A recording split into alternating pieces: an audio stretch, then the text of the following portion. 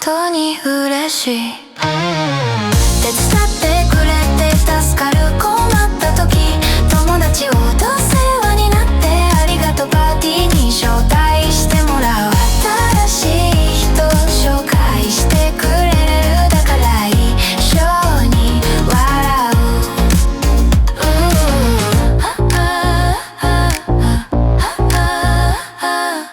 お母さんはお元気ですか？はい、元気です。いつもお世話になっています。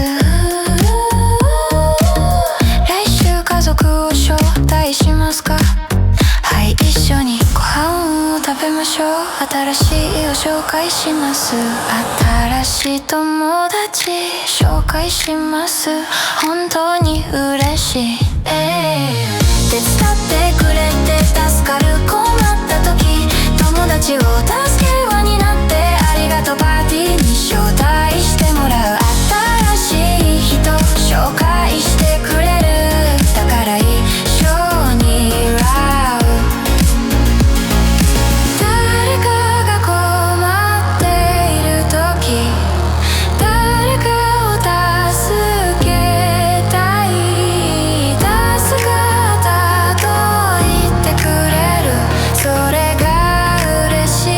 俺にお土産を持ってゆく。手伝ってくれて助かる、困った時友達を